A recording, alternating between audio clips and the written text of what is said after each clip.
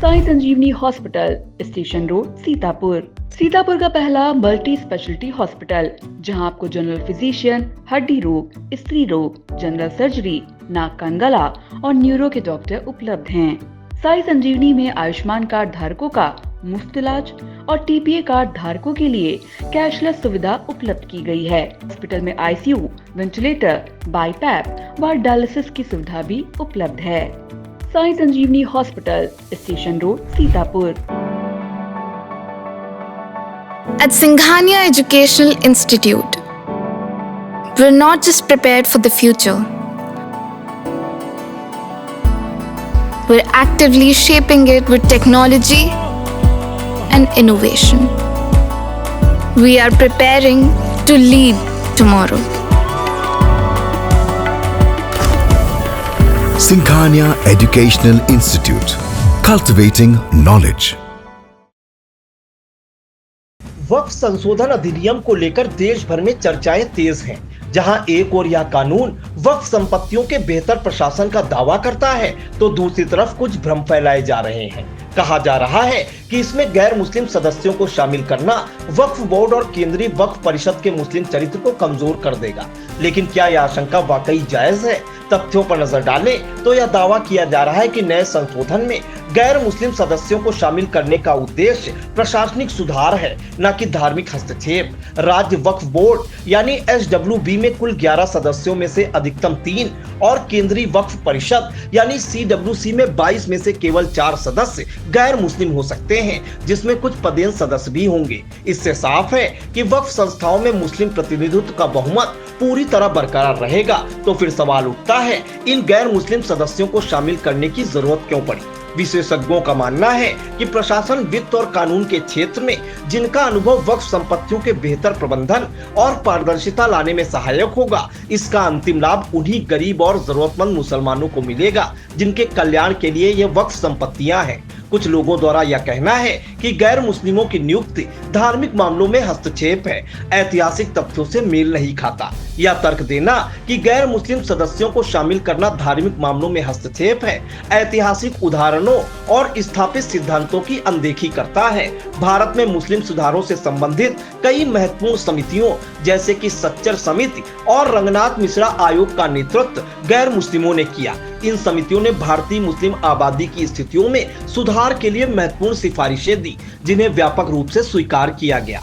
यदि गैर मुस्लिमों द्वारा इन सुधारों की दिशा में काम करना धार्मिक हस्तक्षेप नहीं माना गया, तो वक्फ बोर्डों और परिषद में उन्हें प्रशासनिक सुधार के उद्देश्य से शामिल करना कैसे धार्मिक हस्तक्षेप हो सकता है? वक्फ एक धार्मिक अवधारणा है, जबकि वक्फ संपत्तियों का प्रशासन एक लौकिक मामला है। इन दोनों को स्पष्ट रूप से अलग अलग समझा जाना चाहिए और इन्हें आपस में मिलाने का कोई भी प्रयास अनुचित है।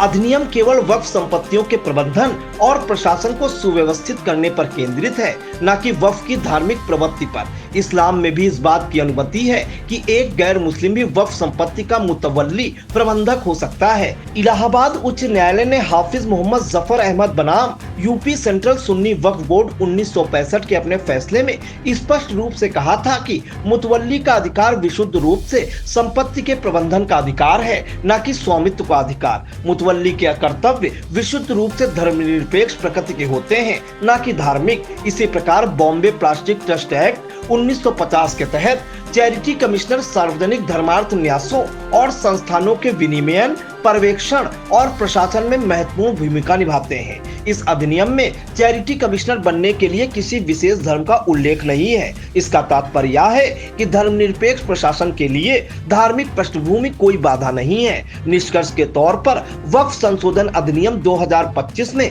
गैर मुस्लिम समुदायों को शामिल करने का उद्देश्य वक्फ बोर्डों और केंद्रीय वक्फ परिषद के चरित्र को कमजोर करना नहीं है, बल्कि वक्फ संपत्तियों के प्रशासन को अधिक कुशल, पारदर्शी और भ्रष्टाचार मुक्त बनाने की दिशा में एक कदम है। आवश्यक है कि धार्मिक भावना और प्रशासनिक कार्य में अंतर समझा जाए। इस अधिनियम को संकीर्ण दृष्टिकोण से देखने के बजाय एक सुधारात्मक और समावेशी पहल के रूप में स्वीकार किया जाए, क्योंकि उनका अनुभव और व्यावसायिकता इन संस्थानों के कामकाज में सकारात्मक योगदान देगा, जिससे अंततः मुस्लिम समुदाय को ही लाभ होगा। इंडिया मनाएगा जर्नी ऑफ जर्नलिज्म का सेलिब्रेशन।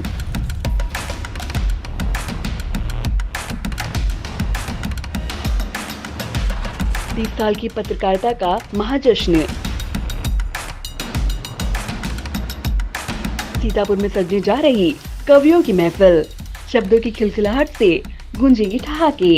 साहित्यिक संगम की ऐतिहासिक शाम, कविताओं का अद्भुत समागम। देश के नामचीन कवि करेंगे काव्य पाठ, श्रोताओं को मिलेगा आनंद का उपहार। 19 अप्रैल को सीतापुर में होगा रचनाओं का महाकुंभ। एक मंच पर उतरेंगे कविताओं के सितारे, डॉक्टर सुनील जोगी के ठहाके, डॉक्टर विष्णु सक्सेना की फुहार, मनिका दुबे की शायरी, विकास बौखल के व्यंग, नीलोत्पल मृणाल की रचनाएं, अशोक चारण का ओज, असम मेहताब के तरन्नुम, जगजीवन मिश्र, अमरीश चौहान की गुदगुदाहट और भी बहुत कुछ। तो आइएगा जरूर ऐतिहासिक शाम का साक्षी बनने।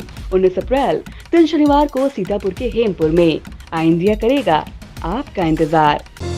Sagal School is a place where we ponder our kids with care and creativity. We provide students the room to explore their imaginations and enhance their education.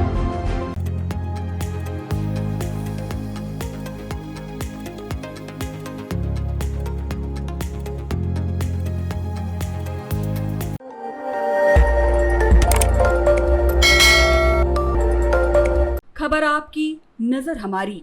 देखते रहिए आई इंडिया।